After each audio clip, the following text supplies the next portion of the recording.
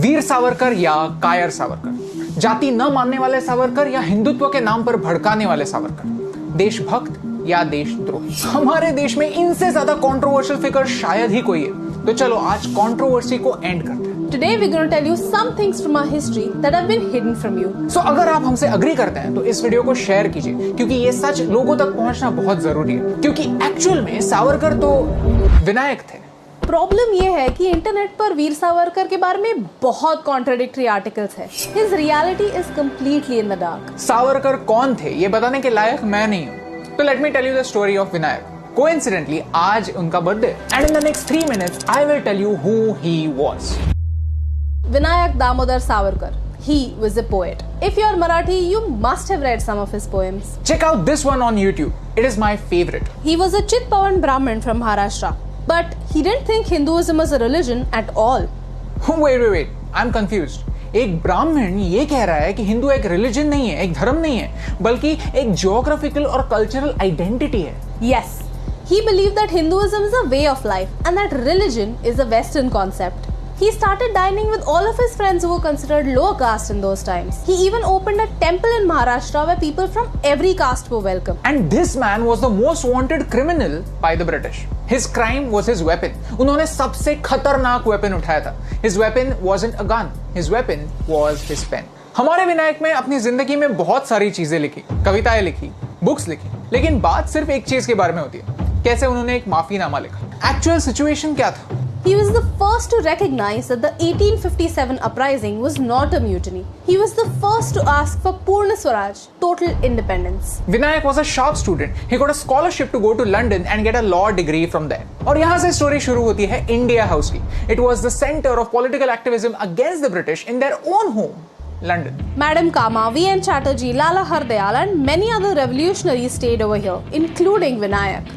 यहाँ पर ये सारे क्रांतिकारी इटालियन आयरिश क्रांतिकारियों से इंस्पिरेशन लेते थे, उनको स्टडी करते थे, उनसे सीखते थे। The British were always scared of the 1857 uprising because they knew that if the armed forces revolted again, they would not be able to win. Vinayak realized that the British were trying to hide facts from the public. He wrote the book The Indian War of Independence 1857.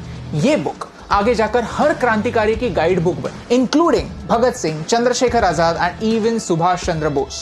He was supplying guns to Indian revolutionaries, and when Madan Lal Dhingra shot Curzon Wiley, Vinayak was arrested. This is the same person जिन्हें British सरकार ने उनकी history में सबसे brutal सजा दी थी, 2 life sentences of 25 years back to back in Andaman's cellular jail. Life in cellular jail was nothing short of living hell. His term started with 6 months of solitary confinement. You can't talk to anyone, but you can only look at other prisoners being hung to death. During the day, the prisoners would have to extract coconut and mustard oil using a machine like this. Her prisoner का एक daily Kota होता था। अगर वो Kota complete नहीं हुआ तो एक पनिशमेंट मिलती थी। And you know the worst part, jail में भी रिलीजियस डिस्क्रिमिनेशन होता था। All the jailers were either British or they were Pathans. Prisoners over there were getting converted. उनको छोटे-छोटे काम करने के लिए भी bribe देनी पड़ती थी. Even toilet जाने के लिए bribe देनी पड़ती थी. Even in these insufferable conditions, Vinayak knew that it was his responsibility to get out so that he could help the country. He knew that he is useless for the country if he is in prison, and that's why he wrote petitions so that he could get out.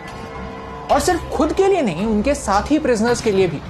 Jail में भी लोग उनको बड़े बाबू कहते थे, उनको अपना leader मानते थे। He was a barrister. He knew his rights. He never asked for mercy. He wrote to understand his status as a prisoner.